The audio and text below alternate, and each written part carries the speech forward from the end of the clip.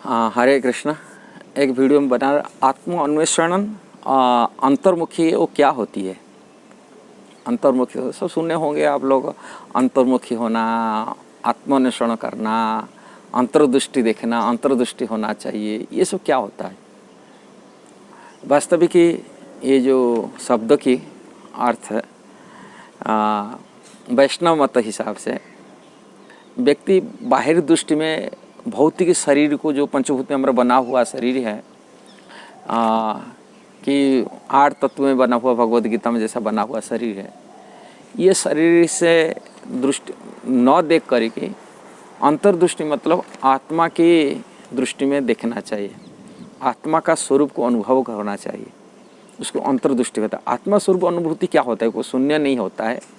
आत्मा का एक स्वरूप होता है, वो कृष्ण का सेवक है, किंतु कृष्ण के सेवक हिसाब से उनकी कृष्ण से एक संबंध होता है जो 5 रस में संबंधित कहा जाता है। शांत, दास्य, सख्य, वात्सल्य, माधुर्य, ये 5 रस में कृष्ण के साथ एक रिलेशन जीवात्मा का होती है।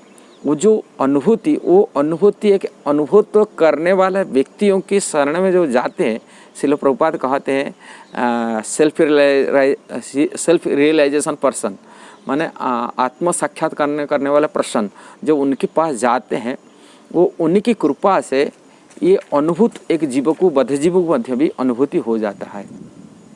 कृष्ण के साथ उनका रिलेशन, ये अनुभव होगा, माने स्वयं प्रकट हो जाता है उनकी दूसरा जन्म। जैसे दीक्षा काले शिष्य करे आत्मसमर्पण, सही काले कृष्ण तारे करे आत्मसम।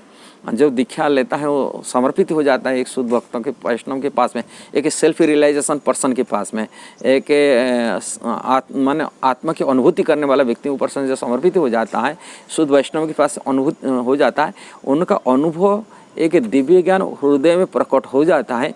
जो दिव्य ज्ञान मतलब आत्मा की अनुभूति होता है, अपना स्वरूप को अनुभूति होता है। भगवान श्री कृष्ण के साथ उनका रिलेशन क्या है, ये अपनी मान अनुभूति होगा। जब एक, जैसे कि एक मेडिकल डॉक्टर पास जाते हैं, का उसका अनुभव है, वो अनुभव दूसरा को, स्टूडेंट को बता सकता है, उनके छात्र को बता सकता है, दे सकता है, कारण अनुभव की चीज़ वो अनुभव करा सकता है।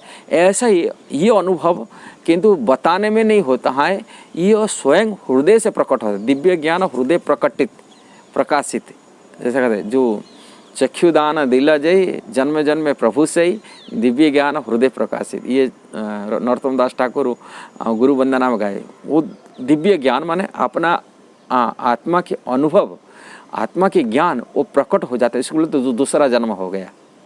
जैसे माता पिता हमको शरीर दिया है, ये शरीर हम भौतिक शरीर का हमें अनुभव करते हैं, ये शरीर है काला गोरा, हम जो भी दिख रहे हैं, किंतु गुरु के माध्यम से, जो वैष्णव के माध्यम से, शुद्ध वैष्णव की कृपा से वो जीवात्मा अपना अनुभव हो जाता है।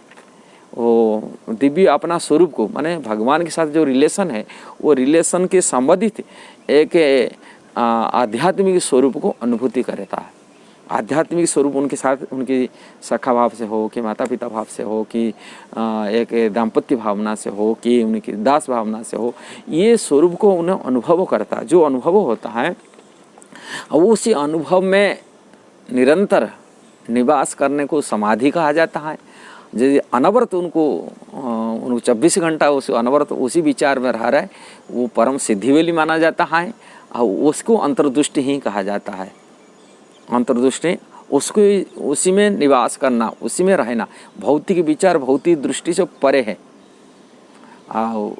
ये आध्यात्मिक क्षेत्र में हम जो हरिनाम लेते करते, ये भी पवित्र करता, शुद्ध करता है, कि कथा श्रवण करते हैं, भागवत पढ़ते हैं, जो भक्ति का एक्टिविटी करने के नाते ये चेतना शुद्धि होता, पवित्र होता है। पुण्य अंतर्दृष्टि इतना प्रबल होता है, अंतर्दृष्टि इतना विचार शुद्ध होता, पवित्र होता।